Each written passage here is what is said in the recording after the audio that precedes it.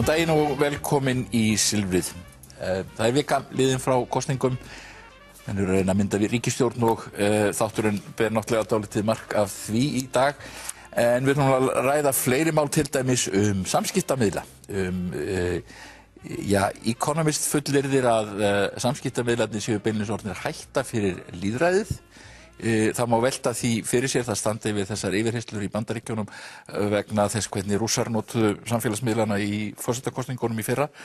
Þetta er stórt mál og skiptir okkur máli og alla heimsbyggðina þegar notendur Facebook eru orðnir 2 milljarðar. Við fáum hingað Birgi Jakobsson landlækni. Við ætlum að ræða við hann heilbrigðismálin. Og það nú kannski spurning, nú að hugsanlega taka við ný ríkisstjórn, hún ætlar sér svolítið að gera stór átak í heilbrigðismálum, en Birgir landlæknir segir að það sé ekki nóg að setja bara peninga, það sé varasamt að setja bara peninga í kerfið, það þurfum við líka að gera kerfisbreytingar.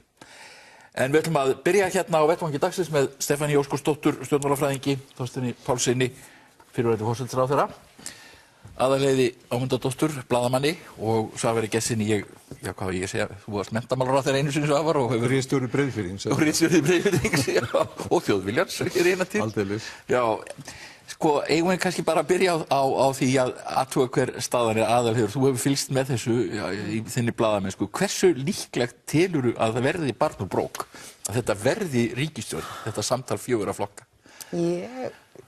Náttúrulega ekki hugmynd það. Þú sagði við með að þú verður búin að hringja 3000 símtöl? Nei, ég held að mér finnst alveg ágætar líkur á því. En það er auðvitað bara, maður er náttúrulega ekki inn í herberginu, maður veit ekki alveg hvað en mér finnst allir vera, ég held að þau langi öll til þess. Ég upplifi það einlæglega einhvern veginn. Ég svona bara ímynda með það að það sé alveg ágætar líkur. Það er náttúrulega sko spurningin, menn hafa bent á að það er sko frekar mikið leynd yfir þessum viðræðum, og þegar er leynd eru menn kannski að taka hlutina alvarlegar en síðast þegar flokkarnir voru í stjórnarmyndun eftir síðustu kosningar, það sem stóð alveg bönan út úr öllum eftir hvað einasta fund. Svavar, hvað heldur þú? Nei, ég held að það sé alveg rétt sem Aðalheiður segir, að það er svona líkur á að þetta takist, en auðvitað veit ég ekkert um það frekar en aðrir. Og þetta er eiginlega bara dálítið eins og kjarasamningar, sko. Það er ekki að búið fyrir en allt er búið, skilur. Fyrir síðasti punkturinn í málefnasamningnum eða eitthvað þess aftar er komin á sinn stað að þá eru hlutirnir búnir. Þannig að í sjálfu sér að þá, mér finnst svona að vera frekar bjart yfir þessari tilraun og menn séu svona frekar glaðklakkalegir og í góðu skapi í öllum meginatriðum að sjá á myndum. En þetta með sko leyndin, mér finnst ekki mikið leynd yfir þessu með við það sem að eiginlega þarf að vera. Fólk verður að geta að tala saman í skjóli og mér finnst að það hafi verið raun og veru alveg bara eðlilegar frásagnir, raun og veru stundum nokkuð ítarlegar af því hvað er að gera tæknilega. Við hefum ekki fengið að vita svona efnisatriði. Þó ekki væri. Nei, en þetta var náttúrulega áberandi í síðustu kosningum að þar þegar síðustu stjórnarmyndunar verið, en þá var þetta einhvern veginn allt opið og menn byrjuðu í rauninni bara að væla strax og þeir komu út af fundunum. En nú hefur Katrín sagt og ég held fleiri að fólk hafi lært til mikið í fyrra, þannig að vonandi er það þannig og menn eru sérst að eru þau ekki að tala um efnisatriði í hugsanlegum stjórnarsáttmála og hefur ekki, mér heyrist að Katrín hefur lagt á það áherslu að fólk verði kannski að ýta einhverjum svona stórum ágreiningsmálum til hliðar og reyna það og fara í svona almenn atriði sem nokkuð víðtæk sátt er hvað þýðir þetta, ég veit svo sem ekkert um það en svona þetta er andinn að fólk vilji reyna að ná saman hluti sem eru kannski liggja kannski einhverju leyti í augum uppi, en verður samt að raða niður og þau eru búin að sitja þarna saman í 2,5 sólarhring, skilur við, þetta er ekki neitt. Hvað voru þeir lengi að mynda ríkisstjórn hérna, Sigmundur og Bjarni, þeir voru 3 vikur að borða vöfflur hérna fyrir austan, skilur við, þannig að þetta er engin tími kominn og þetta er eðlilegt að fólk á að taka sér tíma og vanda sig í svona. Þorsteinn, hvernig metur þú þetta? Já, þetta eru svolítið merkileg kosningaúrslit að þetta er mikill sigur popúlistaflokka, 2 popúlistaflokka og við fengum svona popúlistaúrslit í kosningunum 2013, svo datt þetta niður í síðustu kosningum en kemur aftur inn núna og mér sýnist að flestir flokkar vilji losna við að starfa með popúlistaflokkunum nema þá Sjálfstæðisflokkurinn, þannig að það liggur svo sem svolítið beint við að þessir flokkar reyna að mynda stjórn og ég held að ef þau vilja klára þetta þá gera þau það. Það eru helst líkur til þess að Framsóknarflokkurinn hann geti hugsanlega farið og myndað stjórn með Sjálfstæðisflokknum og popúlistum en þeir hafa það val ennþá. Já. En ef Framsóknarflokkurinn vill þetta þá getur hann gert þetta. Mér sýnist að það séu nú fyrst og fremst séu þetta samningar á milli Framsóknarflokksins og VG. Hinir flokkarnir fljóta í raun og veru meira með. Það sem Svavar var að nefna hér að menn var að tala að gera samninga einhver fá atriði og þetta hefur verið svona stefið í því sem sagt hefur verið. Ég velti því svolítið fyrir mér því að þjóðfélagið flókið, þjóðarbúskapurinn flókinn, samanstendur á mörgum málefnum, ákvarðanir á einu sviði hafa áhrif á annað og þetta mun ekki breytast þó menn segist alltaf að semja fá atriði. Þannig að þessi ríkisstjórn eins og allar aðrar þarf að fást við mjög flókið og fjölbreytta flóru í efnahagsmálum og öðrum sviðum. Þannig að ég held að annarkvort eru menn að reyna að blekkja sjálfan sig eða að menn eru svona að reyna að blekkja þjóðina því að menn mynda ekkert ríkisstjórnin með þessu. Ég tek til að mynda eftir því að það nefnir engin viðskiptajöfnuðinn sem hefur verið að minnka jafnt og þétt að undanförnu og ef áfram heldur sem horfir þá hverfur hann og verður komin viðskiptahalli og menn muna að það var viðskiptahalli sem bjó til hrunið og þannig að mér finnst að stjórnmálamennirnir ættu og þeir sem eru að mynda ríkisstjórn ættu að ávarpa þetta sem blasir við og tala það við þjóðina og segja hvernig þeir ætla að mæta þessu og vegna þess að hjá því verður auðvitað ekki komist. Ekki hugsanlegt að gerist þegar stjórnin orðin til, Þorsteinn? Jú, en það er það sem ég er að segja. Ég held að það sé svolítil blekking að horfa framhjá þessum stóru málum sem stjórnin þarf raunverulega að takast á við og menn þurfa svolítið að tala þessa hluti við þjóðina. Viðskiptajöfnuðurinn, hann brennur upp í Costco núna jólin. Það er nú ekkert víst að menn sé að horfa framhjá þessu. Nei, það er ekkert víst, en allir formennir tala þannig við þjóðina eins og þeir séu að horfa framhjá þessu. Að það sé bara að sleppa sumum málum. En menn eiga einmitt að tala þetta því að þetta mun hafa svo mikil áhrif ekki bara á afkomu heimilana og einkaneyslu heldur líka forsendurnar fyrir því hvort hér er hægt að byggja upp velferðarsamfélag á traustum grunni. Þú óttast sem sagt að við séum að sigla niður, fara í einhvers konar niðursveiflu, efnahagslega niðursveiflu? Já, það spár benda til þess að hagvöxturinn, það muni hægja á honum. Við sjáum að viðskiptajöfnuðurinn sem hefur afgangur af viðskiptajöfnuði en mikill halli á vöruskiptajöfnuði. Þessi afgangur hefur jafnt og þétt verið að minnka og ef framheldur sem horfir, já, þá er hægt á því að við getum lent í viðskiptahalla og menn þurfa allavega að sýna fram á hvernig þeir ætla að stjórna og mér sýnist að menn þurfa að hafa mikið aðhald að einkaneslunni ef menn ætla að koma í veg fyrir viðskiptahalla og allt þetta finnst mér að það sé stjórnmálunum sé skylt að tala við þjóðina. Stefanía. Já, ég held að liggi nú fyrir margar vísbendingar hvað það sem þau eru að ræða málefnalega og það er ekki bara þessi stóru mál sem í rauninni allir Íslendingar eru sammála að það þurfa að verja meira til velferðarmála, það er að segja heilbrigðis- og menntamála og innviða uppbyggingar að öðru leyti. Það hefur komið fram að Evrópusambandsaðildin að hún verði ekki til umræðu eða á ís næstu árin. Það hefur líka komið fram í máli Sigurðar Inga, þau vilja setja afnám verðtryggingarinnar sem málefni. Já. Það hefur verið umdælt, sérstaklega í röðum verkalýðshreyfingarinnar, sem afnám hennar. Stöðugleikasjóðurinn sem að Lilja Alfreðsdóttir hefur verið að tala fyrir. Maður getur ímyndað sér að það væri eitthvað innlegg þarna líka. Það sem fer inn í slíkan sjóð eru meðal annars tekjur af auðlindagjöldum og öðru slíku, þannig að það lítur líka að vera til umræðu í þessum viðræðum.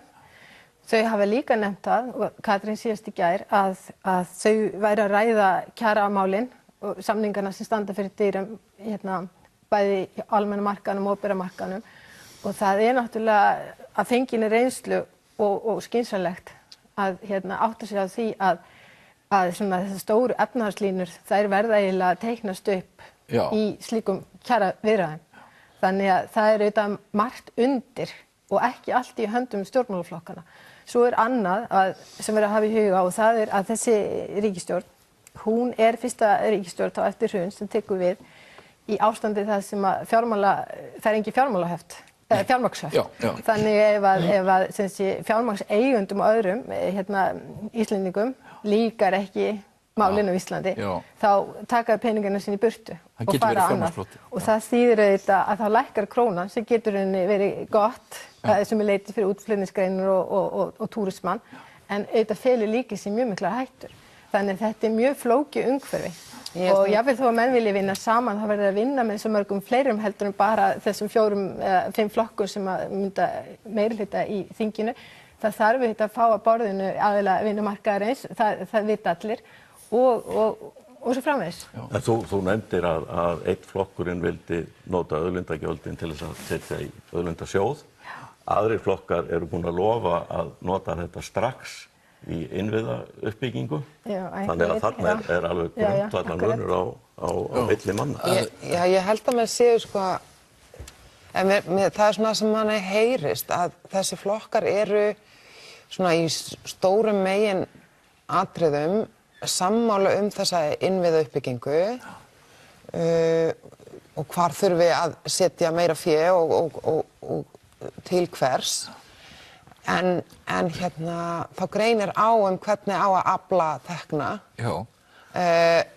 Flestir sammála að það þurfi að afla tekna með einhverjum hætti, hvort sem það þá hækkun á veiðigjaldi, hátekjuskattur, hvernig á að nýta arð úr ríkisfyrirtækjum og það svona þar sem að mann svona heyrist að núansarnir geti verið miðað við áherslur flokkana fyrir kosningar. Og Katrín nefndi eignaskatt í gær líka. Eignaskatt,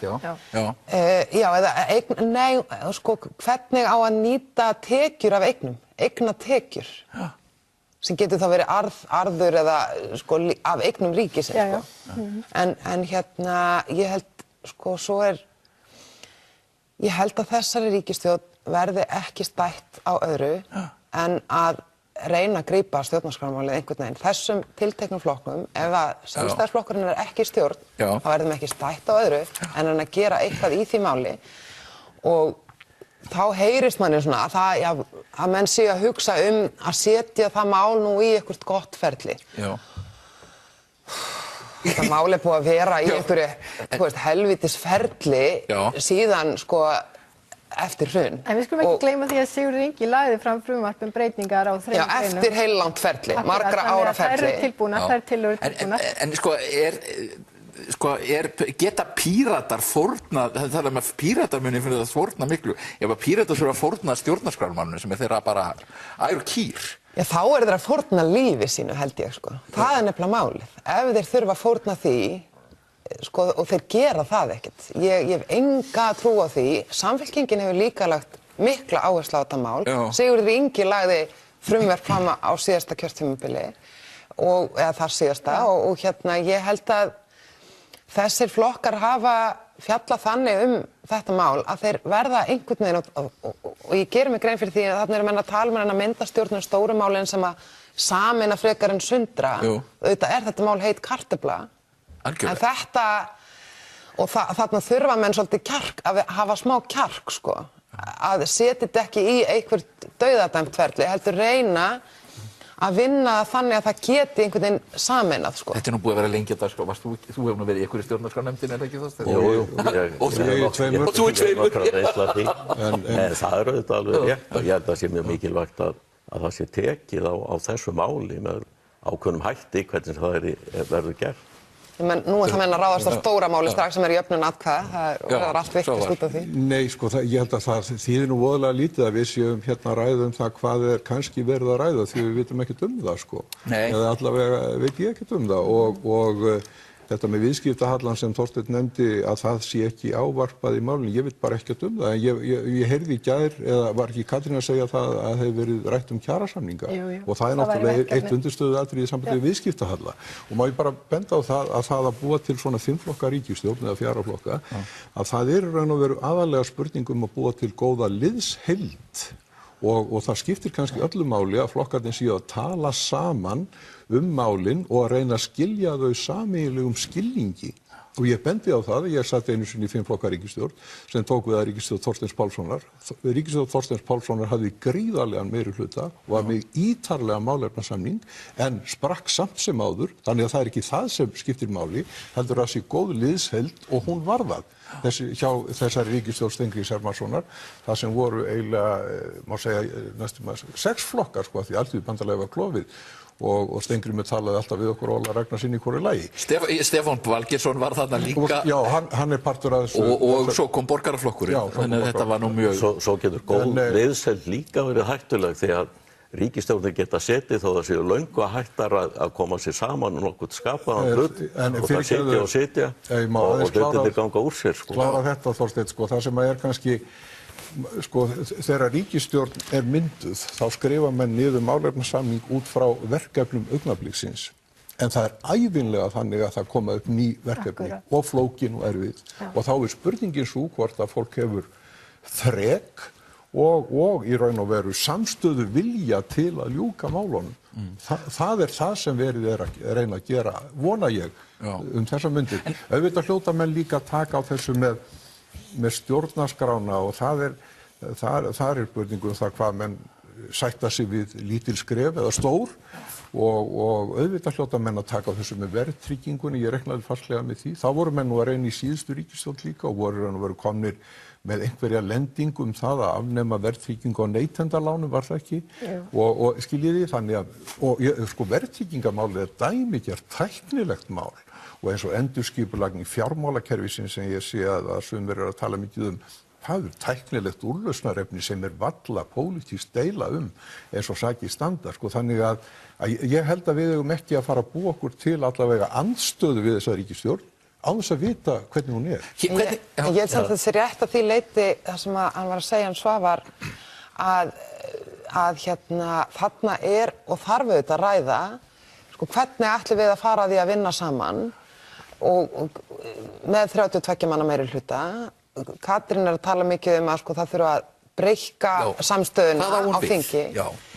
Hún á við, held ég, það að menn geti sótt sér stuðning við mál þvert á flokka eða inn í einn flokk ef að það andstaða annars staðar innan ríkisstjórnarflokkana til dæmis. Ef að þannig hún geti í rauninni, þannig að meirihlutin geti verið fljótandi í rauninni. Það það sem ég ímynda mér, en ég held að sko, við sáum til dæmis bara Björn Leví strax búin að reyna að sprengja ríkisstjórnina áður en orðin til og ég held að séu svona hlutir sem að þau eru líka að ræða. Það að smala villigötum. Hvernig ætlum við að geta unnið saman með 32 manna meirihluta á þessu þingi eins og það með 8 flokkum. Hann segja sko þetta snýst náttúrulega ekki bara ríkisstjórnina eða 4 flokka ríkisstjórn, þetta snýst líka stjórnarandstöðuna. Hvernig vill hún vinna? Og ríkisstjórn Jóhannu Sigurðardóttir á síðasta sprettinu, ég held bara eiginlega 2 ár kannski, hún var eiginlega minnihlutarstjórn. Já, og með mjög sterka stjórnarandstöðu með sér þegar Bjarni og Sigmundur laði saman í stjórnarandstöðu og voru mjög harðvítug stjórnarandstöðu. En samt sem áður tókst þeirri ríkisstjórn að koma í gegnum þingið alveg ótrúlega merkilegum málum í bandalagi við hreyfinguna eins og það hér á. Það ekki skrýtið að þetta við Ásmund Einar Daðason. Þannig að þetta spurning vilja stjórnarandstöðunnar. Stóru máli fór ekki gegn þeirri stjórn. Þegar Svavar nefndi bankamálin og þau væru tæknilegs eðlis og mörguleit ég sammála um það að þar eru tæknileg úrlausnarefni. En það eru líka mjög stór pólitísk efni því að sumir hafa lagt á það ríka áherslu að taka peninga úr ríkissjóði til þess að borga kröfuhöfunum sem eiga núna Arion banka. Frá mínum bæjardyrum séð þetta forgangsröðun í þágu fjármagnsins á kostnað velferðarkerfisins. Það er verið að taka peninga úr ríkissjóði í staðinn fyrir að setja þá í velferðarkerfið. Það tala tillögu Sigmundar eða? Þá sem Framsóknarflokkurinn hefur tekið upp og ríkisstjórnin eða flokkarnir sem að mynda stjórn hafa sagt að þeir séu að skoða að ef þetta verður gert þá gengur það þvert á önnur markmið sem þessir stjórnarmyndunarflokkar hafa sagt að það er efla velferðarkerfið því að þarna klárlega verið að forgangsraða í þá fjármagns á kostnað velferðar og þetta er mjög stórt pólitískt atriði. Vona þeir sem að mynda stjórn til hlusti vel á þína ráðleggingar í þessum efnum. En sko, af hverju, ef við verðum að tala um að breikka stjórnina, af hverju þá bara Viðreisn ekki einfaldlega með? Ég held að það nú náttúrulega fyrstulega of seint. Það of seint, segir ég. En ég held að sko, ef við skoðum þetta, þá eru 3 vængir eða 3 blokkir í þinginu. Það er hægri blokk og svo vinstri blokk, en stærsta blokkin, það eru flokkarnir sem eiga landamæri á miðjunni. Og það sem ég raunverulega skil ekki. Hvaða flokkar eru það þá? Þá er ég að tala um Samfylkingu, Framsóknarflokk, Viðreisn og Pírata. Og það sem ég skil ekki af hverju þessir flokkar, þeir eru samanlagt með miklu fleiri þingmenn en VG. Hvernig ætlið að láta Framsóknarflokk og Viðreisn vera saman í ríkisstjórn? Og það hefði verið eðlilegt að þessir flokkar, allir eða kannski 3, hefðu reynt að koma sér saman forsætisráðherraefni og mynda ríkisstjórn frá miðjunni til vinstri. Það held ég að hefði verið skynsamlegri leið og meiri líkur á það hefði verið stjórn sem hefði svona haft tröstari. Veistu hvernig þessi stjórn verður sem verður að mynda núna? Sko fætur. En ég bara legg áherslu á það að ég lít svo á að þeir flokkar sem eiga að landa meira á miðjunni, það sé sterkasta blokkin, en þeir eru auðvitað sundraðir, býsna sundraðir og þess vegna gerir þetta ekki. Hjá bændum og svona, þá sér maður ekki hvernig Framsókn og Viðreisn hafa getað unnið saman. En þarna hefði verið skynsamlegt að byrja. En Viðreisn ekki með, þú segir að það sé seint að kalla þá inn í þessar viðræður. Já, það sýnist mér. Ég meina þetta komið og þannig að ég sé ekki hvernig það ætti að gerast. Nema að snúa við blaðinu og hugsanlega gæti væri hægt að snúa þessu yfir í þann farveg að miðjan myndi leiða nýja ríkisstjórn, Sigurður Ingi eða Logi og það væri hægt að snúa blaðinu þannig við en mér finnst það heldur ólíklegt og fjarlægt. Það breyta verulega innihaldi stjórnarinnar ef þeir leita hana frekar en Katrín fyrst. Hún vera svona ofstækisfull. Já, ég held að það yrðu svona meiri miðju áherslur, já, og það yrði þyngri áherslur á svona þau sjónarmið. Katrín að leggja áherslu á pólitíska breytingar. Já, raunar þannig að hún talar sko langt yfir miðjun og inn í hægra. Þegar hún að tala fyrir málamiðlunum og breyttum vinnubröðum og svo framvegis. Málið þetta að Katrín Jakobsdóttir kom tilbúin til leiks. Hún var tilbúin fyrir kosningar með mögulegan meirihluta. Þú lítur að hún hafi verið búin að tala við fólk fyrir kosningar. Já, og svo hún hafði reynsluna með sér, hún var búin að brenna sig einu sinni. Hún hafði persónulegt fylgi með sér, þannig að þegar hún mætir á fund forseta og biður umboði, þá hún með eitthvað í höndunum. Þess vegna fekk hún umboði. Hún fekk ekki umboði af því að hún væri formaður þriðja stærsta flokksins eða hvað það eða annars stærsta flokksins heldur vegna þess að hún var búin að undirbyggja það að hún hefði fólk sem hún væri í talsambandi við væri tilbúið til að láta reyna á stjórnarmyndun. Hins vegar erfitt að ráða í hvað þau eiga við, þau eru að tala um að breikka stjórnina á einhverjum stigum. Sko, ég held að reynslan sýnir nú að það ekki á vísan að róa að vera með einhvern fljótandi stuðning og eitthvað slíkt. Þú þarft að, eins og Þorsteinn sagði nú einhvern við mig fyrir mörgum árum, sko, það lykilatriði í ríkisstjórnum, það ríki gott traust á milli manna og það fólk sé saman í liði, algjörlega, það þarf að vera til staðar. Og Viðreisnarstjórnin, hún til dæmis, og maður tekið nú dæmi bara langt aftur, var ríkisstjórn sem var í 3 kjörtímabil. Þegar hún tók uppalega við, þá var hún með 1 manns meirihluta. hún lenti síðan í alls konar hremmingum á seinni kjörtímabilinu með þið vitið, hvarf síldarinnar og svo framvegis. Þar var tekið á því með góðu samstarfi við atvinnulífið. Sko, klókir stjórnmálamenn auðvitað geta komist í gegnum margt, en þá þarftu auðvitað að hafa liðið með þér. Það þurfa allir að vera í þessu saman. Ég veit ekki Píratalýðræði og það allt. Ég held að þú veist að sjá það flestir að það geti verið tiltölulega flókið skeinuhætt, menn það tala að menn treysti Pírötum ekki alveg. Sko, bara hugsunarfólk hugsunarfólk. Það ekki endilega alltaf pragmatist. Nei. En þetta þurfa ekki að vera slæmt. En að víkka þetta út, maður áttast ekki alveg hvað eiga við. Ég hugsa stundum, eða oftast ég heyri þetta að þessi verið að tala viðreisn eða Flokk fólksins og hvernig þetta væri sem sé á seinni stigum erfitt að sjá fyrir sér. En svo hef ég líka heyrt frá vinstri áhrifafólki að það gæti sér fyrir sér einhverja ríkisstjórn, eða þarf að segja ríkisstjórn sem væri samansett af, ef þetta gengi ekki, af Vinstri grænum, Samfylkingu, Sjálfstæðisflokki og Viðreisn. Fjórflokkurinn. En það kannski mögulega einhver svona grilla sem í bakhöndinni ef sko á Píratana ef þeir eru ekki til friðs. Málið náttúrulega að sko Framsóknarflokkurinn og Viðreisn, þeim virðist ekki linda sérstaklega vel saman. Maður hefur heyrt að sko Samfylkingin alveg til í að hafa Viðreisn með og hugsanlega Pírata líka. En fyrirstaða meiri innan Vinstri grænna og innan Framsóknarflokksins. Framsóknarflokkurinn á alltaf þennan möguleika núna í þessu að stökkva burt og fara að tala við hina. Það þeirra... Hvernig veistu það? Hvernig veistu það? Þar náttúrulega alveg bullandi stjórnarmeirihluti á hægrivegnum.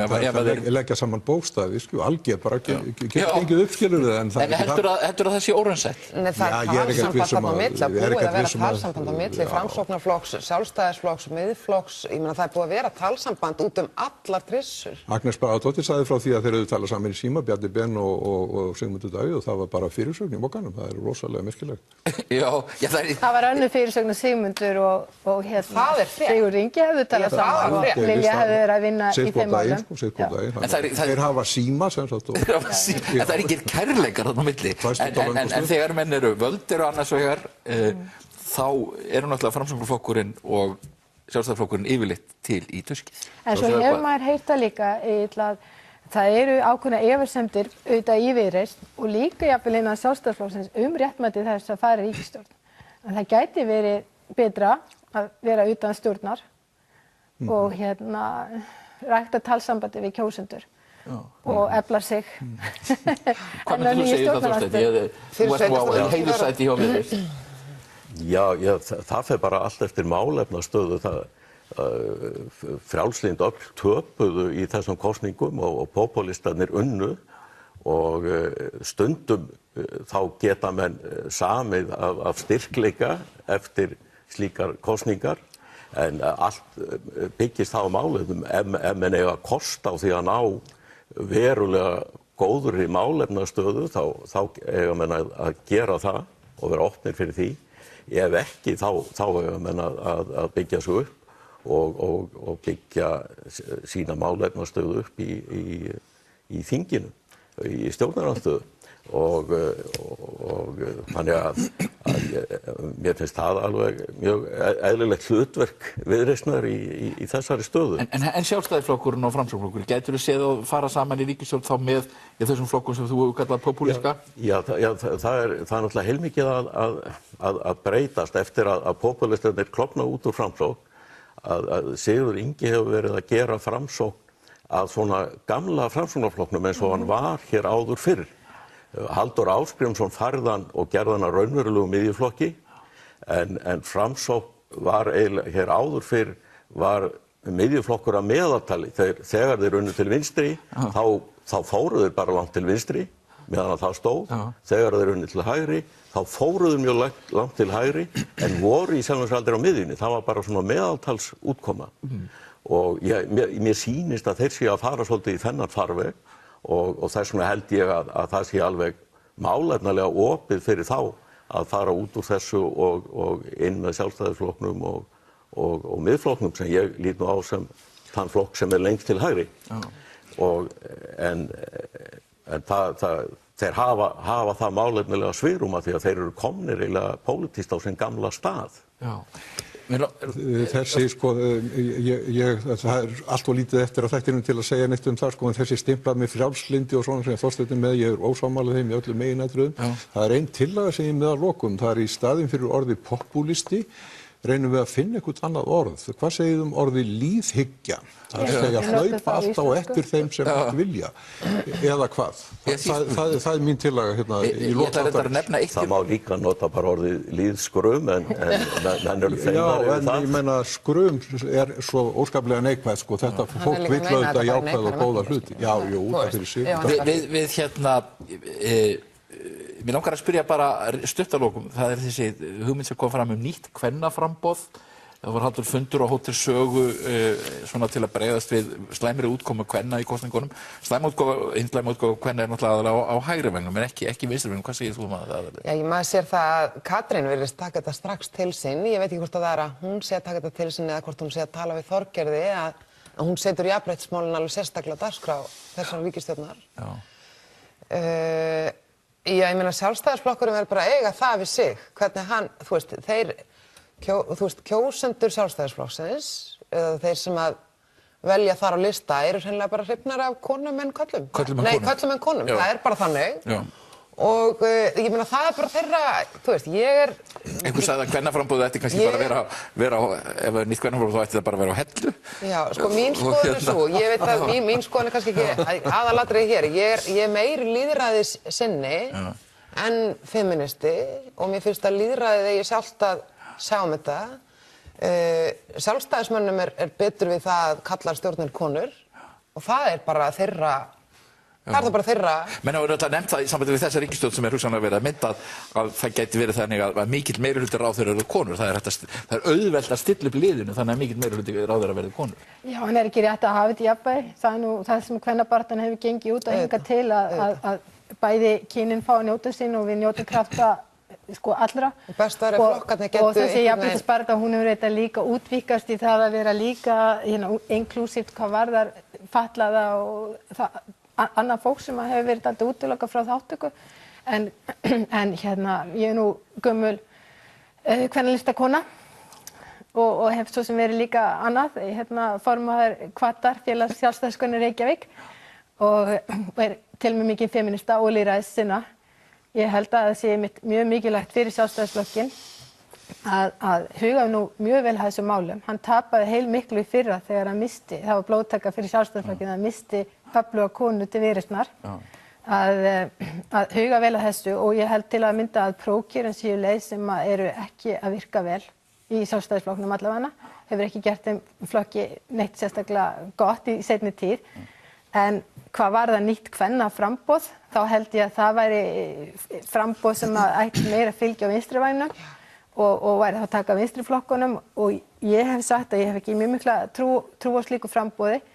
Jarðvegurinn er svo alltaf öðruvísi heldur en árið 1982 eða 3, eða ég tala ekki árið 1908, það hafa orðið ótrúlega mikla framfarir sem betur fer í þessum efnum. En hins vegar held ég sé mjög gott að hafa virt starf og ef konur auðvitað vilja leggja í þessa vegferð þá bara auðvitað gera það. Við þurfum að slíta þessu, gaman að hafa ykkur hér. Ég má segja að við séum hér með reynslubolta. Stundum til að geta fallegt orð. Þorsteinn og Svavar og ykkur Stefanía þakk fyrir komin og Þorsteinn Aðalheiður og Svavar. Við fáum hingað Birgi Jakobsson landlækni og svo förum við út í heim og tölum heiminn sem við lifum reyndar öll í netheiminn og tölum áhrif Facebook og Twitter á stjórnmálin.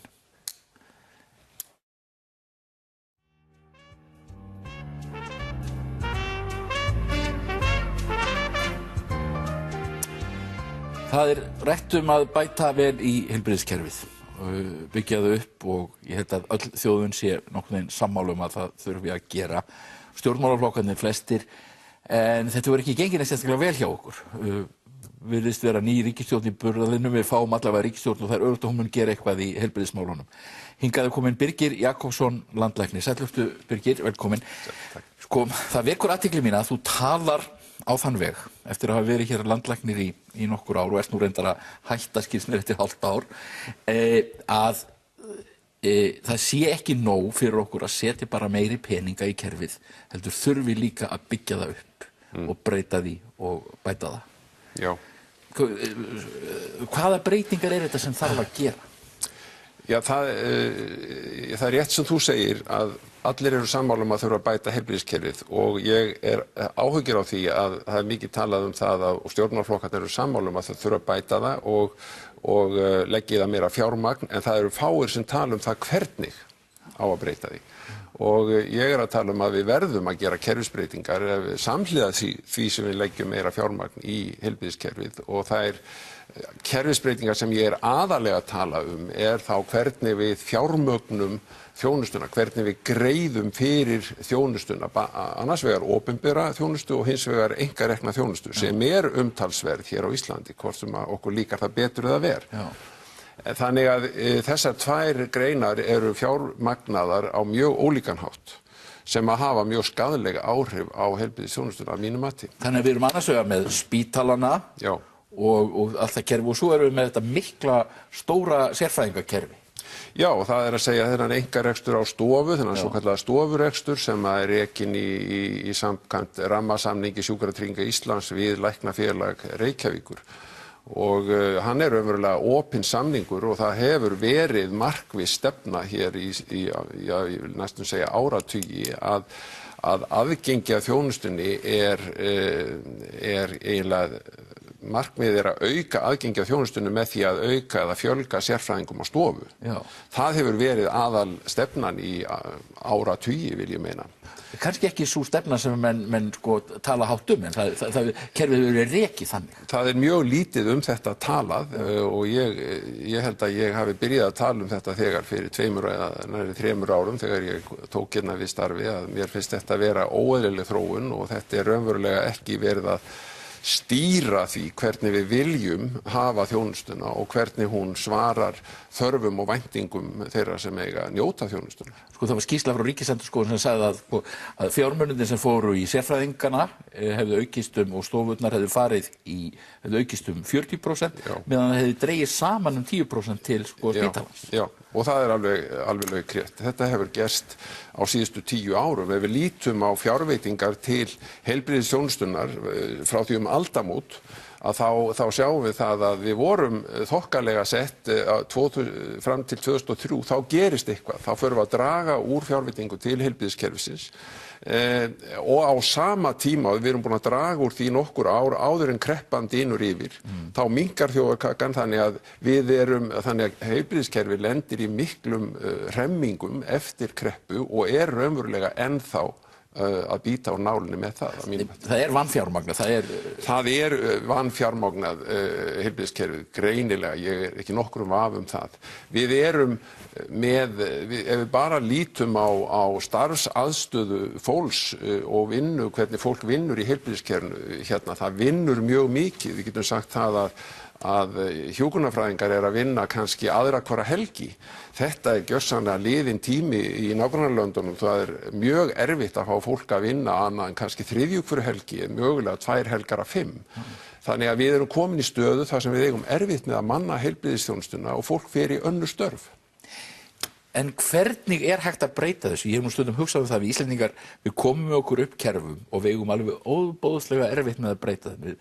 Það ákveðin fastheldni, ég held að það sé stundum skortur og úthaldi, og svo eru líka mjög sterkir hagsmunaaðilar eru mjög sterkir hérna, og það náttúrulega augljóst að til dæmis varðandi þessa stefnu sem þú lýsir hérna, þá það hafa sérfræðingarnir hag af henni.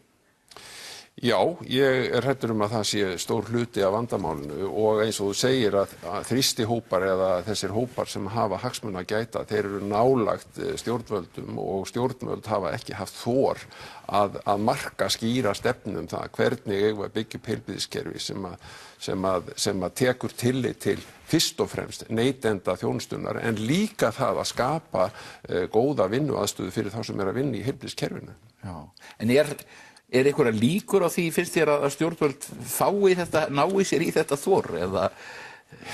Ég veit það ekki. Ég held að orð eru til alls fyrst, þannig að ég held að ríkisstjórn og þeir sem marka stefnu í heilbrigðismálum verði fyrst að segja við viljum gera hlutina og tala og marka skýra stefnu og ég held að það sé fyllilega mögulegt. Hins vegar ég ekki að segja það að það engin ástæða til þess að loka þeim einkastofum og svo framvegis. Ég hef aðalega verið að tala um það að við erum með tvöfalt kerfi. Við erum með kerfi sem annars vegar fjármagnað af fjárlögum sem mjög lamandi áhrif á framleiðni þjónustunnar. Við erum með hins vegar einkarekið kerfi sem mjög fjármagnað fyrir hvert viðvik og hefur mjög hvetjandi áhrif sem getur verið skaðlegt líka. Og ég viss að vissu leyti skaðlegt í íslensku heilbrigðiskerfi. Við þurfum að samræma þetta tvennt. Við verðum að fjármagna einkarekna opinbera þjónustu á sama hátt. Þú segir að þetta brotakennt og þetta spilar illa saman og við vitum það öll sem að höfum þurft að sækja þjónustu í heilbrigðiskerfið og höfum eða eigum ættingja börn sem hafa þurft að fara þangað. Þetta mjög brotakennt og til dæmis hvernig heilsugæslan og hvað hún í vondu ástandi í raun og veru. Já, heilsugæslan hefur verið í vondu ástandi. Ég einlega fagna því að mér finnst eins og heilsugæslan, sérstaklega á höfuðborgarsvæðinu, sé aðeins að rísa úr þessu vandræða ástandi sem hefur verið og það að miklu leyti vegna þess að við höfum breytt fjármögnunarmódeli í heilsugæslunni sem hvetjandi og verður til þess að fólk vera að hugsa svolítið öðruvísi heldur en það hefur gert áður. Og ég held að við þá ættir að meta það, hvaða áhrif það hefur, þetta frá síðustu áramótum, en ég held að verðum að hugsa eins með spítalaþjónustuna og sérstaklega hvað varðar Landspítalann og þessa spítala sem við höfum út á landi. Við verðum að breyta fjármögnunarmódelinu þannig það sé á verulega miklu meira hvetjandi heldur en það en ekki þetta ekstremt hvetjandi eins og það í einkareknum þjónustu. Meira tillit tekið til gæði þjónustunnar, öryggi þjónustunnar og svo framvegis. Aðgengi. Við erum ekki nógu mikið í því að meta þessi gæðin. Við erum alls ekki nógu mikið. Við höfum allt og lítið af gæðavísum. Við erum mjög skammt á veg komin í því að raunverulega vita hverju heilbrigðisþjónustan að koma til leiðar. Við höfum raunverulega setið eftir síðustu 20-30 ár þegar nágrannalöndin hafa verið að þróa þetta bæði greiðslumódel, gæðamódel og svo framvegis síðustu 30 árin. Það hefur sáralítið gerst hér á landi því miður. Getum við sótt fyrirmyndir til Norðurlandana? Það nóg að þeim og ég held að við værum í norrænu samstarfi og værum að hitta fólk og einhvern veginn finnst mér við ekki verið að taka með okkur heim þá kunnáttu sem fyrir hendur á bara Norðurlöndum. Það ýmsir þættir. Það þessi lyfjanotkun. Já. Við tökum ofboðslega mikið af lyfjum. Já. Og það náttúrulega til marks veikleika í kerfinu. Ég held að mikið af þessu munstri sem við sjáum, bæði lyfjanotkun og eins aðgerðir, við erum nýlega búin að kanna þá á embættinu vissar aðgerðir sem eru mjög algengar og við erum raunverulega ekki bara tvisvarsinnum, við erum þrefalt, fjórfalt og jafnvel sjöfalt hærri í vissum aðgerðum heldur en gengur og gerist á Norðurlöndum. Og ég alveg klár á því að þetta hefur með heilbrigðiskerfið að gera. Og hvaða aðgerðir eru það? Við gerðum kíktum á aðgerðir eins og hálskirtlatökur, við kíktum á rör í eyru barna, hnjáliðaspeglanir, ristilspeglanir og svo framvegis. Við erum mjög að gera miklu meira af þessum aðgerðum heldur en nágrannaþjóðirnar að gera og ég alveg viss um það að við erum að gera heldur og mikið af þessu. Og svo það geðheilbrigðisþjónusta sem hefur setið verulega á haka. Hún náttúrulega við höfum haft þessa umræðu síðastliðna mánuði geðheilbrigðisþjónustuna og það gildir allt kerfið þannig að það allt í frá heilsugæslunni og annars stigs þjónustu. Við höfum fyrirmyndir af góðum geðheilbrigðisteymum hér á höfuðborgarsvæðinu og það komin geðheilbrigðisstefna sem var samþykkt á þessu ári. En við höfum raunverulega ekki burði til þess að koma þessari stefnu eða öðrum þeim stefnum eins og krabbameinsáætlun og svo framvegis í framkvæmd vegna þess að við erum ekki með fólk og við erum ekki með innviði til þess að gera þessa hluti. Það hafa verið samdar stefnur og þær hafa endað í skúffum mikið. Já. En þetta sem sagt kannski lykilmálsins að ný ríkisstjórn það dugir ekki fyrir hana og það kannski annað sem maður myndi nefna, það biðlistar. Já. Sem hafa náttúrulega verið böl hérna líka. Biðlistar eru böl og biðlistar eru oft böl þó að opinber kerfi hafi oft sannað yfirburði sína yfir einkarekin kerfi.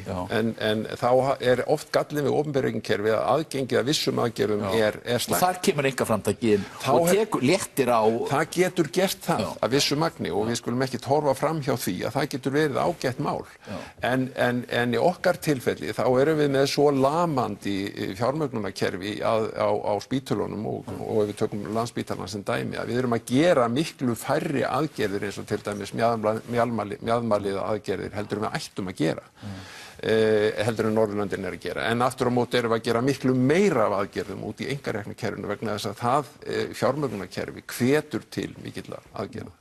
En þetta sem sagt kannski það sem situr eftir af þessu samtali og þessum sem ég fékk því að það kannski brýna nýja ríkisstjórn hver sem hún svo verður að setja ekki bara meira fé í heilbrigðisþjónustuna heldur líka fara í kerfisbreytingar. Það er algjörlega nauðsynlegt og til þess þarf þor til þess að taka á málunum og þora það að verða óvinsæll kannski í einhverjum ákveðnum hópum tíma. Birgir, þakka þér fyrir komuna. Við ætlum að tala aðeins samfélagsmiðla hér á eftir og já, hugsanlega ógn þeirra við lýðræðið. Áhrif þeirra á stjórnmálin, kosningar. Nú ég hér til dæmis með forsíðu Economist það sem stendur Social media threat to democracy. Það sem sagt talað samfélagsmiðla sem beinlínis ógn við lýðræðið og athygli beinist náttúrulega að því sem að gerast í Bandaríkjunum núna þar sem að þingnefnd að fjalla inngrip Rússa í bandarísku kosningarnar og það ekkert smáræði. Það talað að Rússar hafi náð til 146 milljón notenda. Þetta hafi verið 1108 vídeó og þeir hafi stofnað meir en 36.000 falska reikninga á Twitter og Economist segir að þetta sé í rauninni bara byrjunin. Silja Bára, þetta náttúrulega orðið stórmál í Bandaríkjunum. Já, vissulega hefur þetta sem afskipti erlends ríkis af kosningum í öðru ríki eitthvað sem að vekur alla til umhugsunar og þetta ný leið, hins vegar ríki hafa auðvitað haft afskipti á ýmsa vegu hvort sem það að beina upplýsingum eða stuðningi eða eitthvað annað, þannig að núna bara þetta nýja tæki sem við kunnum ekki alveg að stýra og starfar í svona óljósu umhverfi þar sem að ríkin hafa ekki átt að sjá hvernig hægt að setja reglur í kringum þetta og fyrirtækin hafa ekki viljað til dæmis merkja þessar síður að reikningar sem eru svokallaðir bottar, vélræn framleiðsla á upplýsingum sem eru að reyna að hafa áhrif á til dæmis lýðræðislega þátttöku. En það hægt að gera það. Við erum bara ekki búin að finna alveg leiðirnar hvernig. En Economist segir og segja fleiri að annars vegar sé þetta ógn við lýðræðið og að fyrirtækin og kannski stjórnum það verið staðið svo hörmulega illa í að svona regulera þetta. Já, það eiginlega engar reglur í Bandaríkjunum allavega, þá ekki krafa á Facebook og Google sem að stjórna næstu í helmingi af þessum stafræna auglýsingamarkaði minnsta kosti. Það ekki gerð krafa að það sé sýnilegt hver til dæmis að borga fyrir auglýsingar sem þarf að gera það byrjtir auglýsing í sjónvarpi. Síðan geta verið einhvers konar svona lög á bakvið það hverjir eru lög af fyrirtækjum eða einingum sem að fjármagna. En það bara vantar þennan ramma algjörlega. Baldvin, geta samfélagsmiðlarnir verið ógn við lýðræðið? Ég voru nú aðeins að grínast með þetta fyrir þáttinn hvort okkar ætlaði að vera á móti samfélagsmiðlum og hvort okkar ætlaði að styðja þá. Ég held að þessi umræða og reyndar umræðan samfélagsmiðla nánast frá því að þeir komið fram á sjónarsviði hafi verið afskaplega bjöguð. Við einhvern veginn viljum vera annarkvort óbóðslega með þeim eða óbóðslega mikið á móti þeim. Og við höfum séð það til að mynda þegar Obama verður forseti 2007-2008 gríðarlega jákvætt tal samfélagsmiðla. Þá hafðu menn trú á þeim einhvern veginn. Mjög mikla trú og svo kemur sem lýðræðislegu tæki og svo kemur arabíska vorið líka. Já, og þá einhvern veginn þá talar þetta þarna loksins komið tæki sem á valdefla almenning. Við sjáum þetta líka heima í kringum búsáhaldabyltinguna, það við talað Facebook-byltingu þar.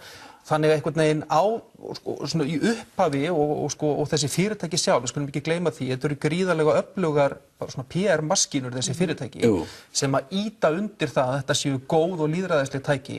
Þannig að í mörg ár vorum við alltaf að tala um þetta á þennan hátt. Núna einhvern veginn, og ég hef stundum talað um samfélagsmiðla sem vopn í James Bond mynd. Þú kennt upp í háskóla. Ég kennt upp í háskóla og ég nota þessa líkingu að samfélagsmiðlar, við höfum gegnum tíðina talað um þetta eins og vopn sem bara James Bond á. En vondu kallarnir, þeir eru líka með þetta vopn. Og við getum ekki einangrað á og haldið því fram að bara ákveðnir hópar eða ákveðnar hugmyndir megi nota þetta og það sé jákvætt. En þegar einhver sem er okkur á móti skapi notar þessi tæki á nákvæmlega sama hátt og við, að þá sé þetta allt í orðinu vondtæki. Það er einhvern veginn bara umræða sem gengur ekki alveg.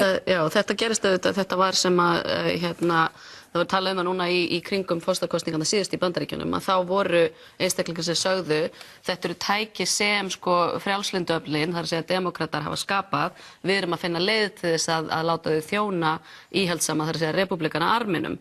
Þannig að það er nákvæmlega þetta, við verðum að viðurkenna að það hafa allir aðgang að þessu. Já, mér finnst eiginlega besta dæmið þetta Guardian sem hefur verið svona mjög mikið að skrifa kjölfarið á Brexit og kjölfarið á Trump, skrifa það að það sé mjög slæmt að það sé verið að nota þessi tæki til að beina auglýsingum eða áróðri að tilteknum hópi.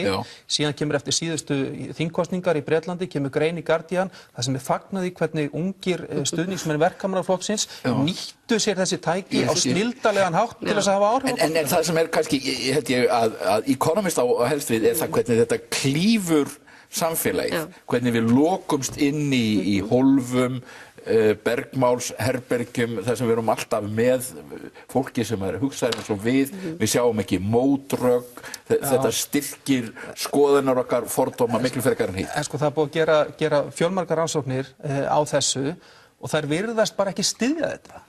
Það er að segja að fólk sjái bara hugmyndir sem það er sammála, þetta umhverfi virkar ekki þannig.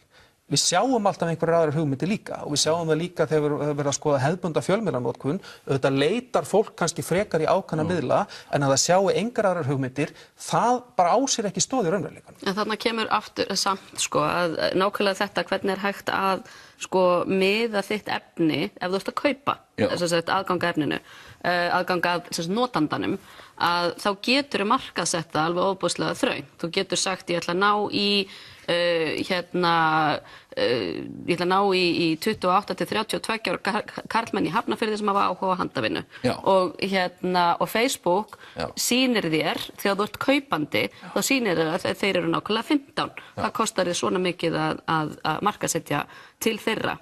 Og þetta er munurinn kannski á því að við sjáum alveg, við eigum vini sem eru ósammála okkur og svona. En á Facebook þá renna saman auglýsingar, tilkynningar frá fyrirtækjum og efni sem okkar eigin vinir deila. Og þú veist að nefna, þetta rennur allt saman og við erum erfitt með að sjá hvað er keypt, hvað eru vinir okkar að deila og það sem að kannski, það er mikið verið að tala um þessar 126 miljón snertingar sem keypta efnið frá Rússunum fékk í Bandaríkjunum. En Albright, fræðimaður við Columbia háskóla í Bandaríkjunum, tók fyrir 6 af 470 síðum sem að Rússar hafa sett upp.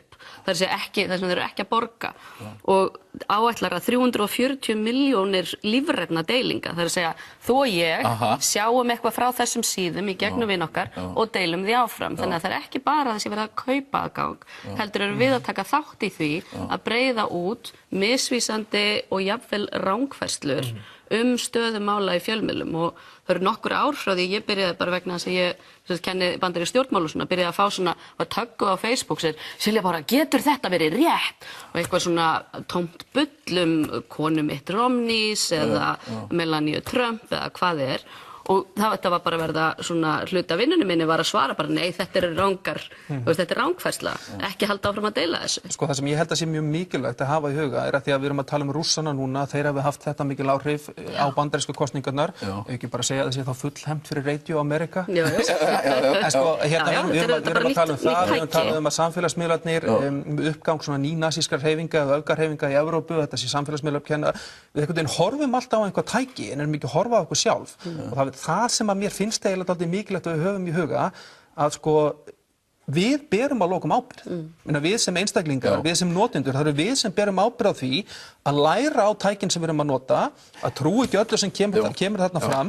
Við getum ekki endalaust bara varpað ábyrgðina á einhverja, við verðum stundum að En verðum ekki að gera einhverja kröfur til þess að þetta, við verðum að gera hvaða kröfur getum við gert til Facebook, Twitter, YouTube og Google. Við erum náttúrulega, þetta torg. Og við erum öll á þessu torgi, ég veit ekki hvað þið talaði að maður taki snerti símann sinn mörg 2600 sinnum, það ræðar hvað mikið síkla. Ég held allavega til að byrja með að við ekki gera þá kröfu til þessara fyrirtækja að þau fara að ritskoða efnið. Nei, það er vandamál, en Facebook var að reyna að útvista ritskoðuninni í síðast og þeir eru alltaf líka undir miklu ámæli þarna í Washington. En það er til dæmis það að auglýsingarnar séu aðgengilegar. Það er nú að tala hérna í aðdraganda forsetakosningar í Bandaríkjunum að Trump og hans herferð þetta Project Alamo sem að rak þessa samfélagsmiðla herferð fyrir Trump. Það verið 50 til 60.000 ólíkar útgáfur af auglýsingum Trump herferðarinnar á dag. Og þannig að þú færð ekkert sömu auglýsinguna frá Trump eins og ég, vegna þess að við erum ekki eins einstaklingar. Það er þetta fyndið líka með rússana, þeir eru að koma inn alveg, þeir eru komin sem kynþáttahattarar, en svo koma þeir líka inn sem Black Lives Matter. Það er mjög svipt. Fóru á báðar til þess einmitt að polarísera, að íta fólki út á jaðrana, þannig að það verði minni snerting á miðjunni og fólk því miður gleypir þetta og þannig að eins og Baldur er að segja, auðvitað berum við ábyrgð á því að meta á svona og gleypa ekki allt hrátt sem að er borið á borð fyrir okkur. En þá líka verðum við að gera kröfu til stjórnvalda og til samfélagsins að það kenni okkur að nota þessa miðla og að rýna í þau gögn sem eru borin á borð fyrir okkur. Þegar að helmingur þeirrar fréttaneyslu sem að við fáum, þeirra frétta sem við neytum yfir daginn, er orðið í gegnum þessa miðla og Facebook til dæmis gerði sérstaka sókn á þeim vettvangi að setja upp síður fyrir þessa hefðbundu fjölmiðla.